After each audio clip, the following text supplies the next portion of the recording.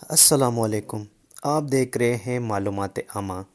اگر آپ نے ابھی تک ہمارے چینل کو سبسکرائب نہیں کیا ہے تو ہمارے چینل کو سبسکرائب کریں اور ساتھ میں بیل آئیکن کو پریس کریں۔ ایک دفعہ ایک ملک کا بادشاہ بیمار ہو گیا۔ جب بادشاہ نے دیکھا کہ اس کے بچنے کی کوئی امید نہیں تو اس نے اپنے ملک کی رعایا میں اعلان کروا دیا کہ وہ اپنی بادشاہت اس کے نام کر دے گا جو اس کے مرنے کے بعد اس کی جگہ ایک رات قبر میں گزارے گا۔ سب لوگ بہت خوفزدہ ہوئے اور کوئی بھی یہ کام کرنے کو تیار نہ تھا۔ اسی دوران ایک کمہار جس نے ساری زندگی کچھ جمع نہ کیا تھا، اس کے پاس سوائے ایک گدے کے کچھ نہ تھا۔ اس نے سوچا کہ اگر وہ ایسا کر لے تو وہ بادشاہ بن سکتا ہے، اور حساب کتاب میں کیا جواب دینا پڑے گا۔ اس کے پاس تھا ہی کیا، ایک گدا اور بس۔ اس نے اعلان کر دیا کہ وہ ایک رات بادشاہ کی جگہ قبر میں گزارے گا۔ بادشاہ کے مرنے کے بعد لوگوں نے بادشاہ کی قبر تیار کی اور وعدے کے مطابق کمہار خوشی خوشی اس میں جا کر لیٹ گیا اور لوگوں نے قبر کو بند کر دیا۔ کچھ وقت گزرنے کے بعد فرشتے آئے اور اس کو کہا کہ اٹھو اور اپنا حساب دو۔ اس نے کہا، بھائی حساب کس چیز کا؟ میرے پاس تو ساری زندگی تھا ہی کچھ نہیں سوائے ایک گدے کے۔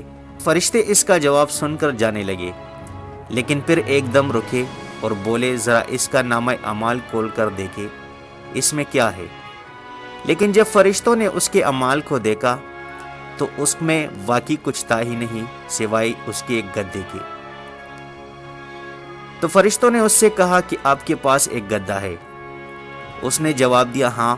فوری طور پر حکم ہوا کہ اس کو 100 درے مارے جائے۔ اس کی خوب دنائی شروع ہو گئی۔ اس کے بعد پھر فرشتوں نے سوال کیا، اچھا یہ بتاؤ فلاں فلاں دن تم نے زیادہ وزن لاد کر اس کو مارا تھا؟ اس نے کہا کہ ہاں۔ پھر حکم ہوا کہ اس کو 200 درے مارے جائے۔ پھر مارنا پڑنا شروع ہوگی۔ ہر صبح تک اس کو مار پڑتی رہی۔ صبح سب لوگ اکٹھے ہوئے اور قبر کشائی کی تاکہ اپنے نئے بادشاہ کا استقبال کر سکے۔ جیسے ہی انہوں نے قبر کھولی تو اس کمہار نے باہر نکل کر دوڑ لگا دی۔ لوگوں نے پوچھا، بادشاہ سلامت کدھر جا رہے ہیں؟